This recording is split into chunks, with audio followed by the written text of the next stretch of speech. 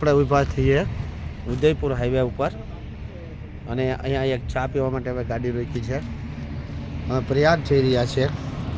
હવે આ રોડ જે છે અહીંયા ટોલ જે ઘણા લોકો ટોલની ફરિયાદ કરતા હોય કે પોણા 200 રૂપિયા કે 200 રૂપિયા સુધીના ટોલ છે, પરંતુ એ ટોલ ખરેખર વસૂલ છે. સામે જે દેખાય છે ઉદયપુરનો માર્ગ. આ ઉદયપુરથી આગળ અમે પુષ્કર તરફ આગળ જઈ રહ્યા છે પ્રયાગરાજ. આ સિક્સટેક હાઈવે જે છે એ પહાડો જે આપ જોઈ શકો છો, આ પહાડોને કાપીને બનાવવામાં આવેલા છે. એટલે અહીંયા અમે ચાની રેકડી જોઈ ચા પીવા માટે રોકાણા. અમે ગાડી લઈને જઈ રહ્યા છીએ અને ખરેખર આ હું ધન્યવાદ કરીશ આપણા પરિવહન મંત્રી શ્રી નીતિનભાઈ ગડકરી કે આ રોડ પરથી અમે ઘણી વખતથી નીકળ્યા છીએ અને સિક્સટેક હાઈવે અને અહીંયા પાણી કદાચ આમ રાખો તો જગ્યા ન મળે અને ખૂબ જ સુંદર રોડ. એટલે અને એ પણ આવા પહાડોને કાપીને જે બનાવવામાં આવ્યા એ ખરેખર ધન્યવાદ છે. ખરેખર ધન્યવાદની વાત છે. એટલે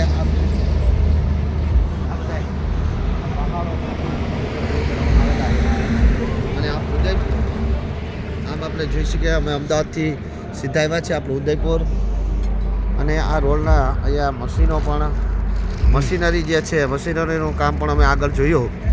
આ મશીનરી પણ ખરેખર ઘણા બધા ઓલાય છે. ઉદયપુર નીચે છે, આ અમે બાયપાસ ઉપર જ છે, આ ઉદયપુર જ છે અને ખૂબ જ સુંદર આ સિક્સટેક. અને સિક્સટેકનો જો ટોલ એટલો લઈ તો મારી દૃષ્ટિએ આ ટોલ વસૂલ છે. આપ જોઈ શકો સિક્સટેક અને આ બંને તરફ પહાડો. આ પહાડો કાપીને જે બનાવવામાં આવેલા છે એ રોડ. અને અહીંયા નાનામાં નાની ગાડી પણ 100ની સ્પીડ હાલે છે. નાનામાં નાની ગાડી પણ 100ની સ્પીડ હાલે છે. હા, એ હજી ભારતની અંદર આમ તો ઘણા બધા સિક્સટેક રોડો જે બન્યા છે અત્યારે નવા, ઘણા બધા રૂલ્સની ખબર નથી, પરંતુ આવા ભારી વાહનો જે હોય છે એને ક્યાં ટ્રેક ઉપર રાખવાની હોય, અન્ય 120ની સ્પીડની ઉપર રાખવાની હોય તો કઈ રીતે આંકી શકાય એમાં રૂલ્સમાં હજી ભારતના લોકો કાચા પડે છે.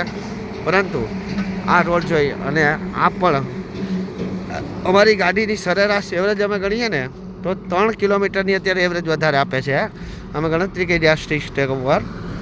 તો ખરેખર આમ તમે વિચાર કરો તો એ પેટ્રોલના જે પૈસા તમારા બચાવ્યા એ જ પૈસાની અંદર તમે ટોલ ભરો છો અને સરકારનો ખૂબ ખૂબ આભાર.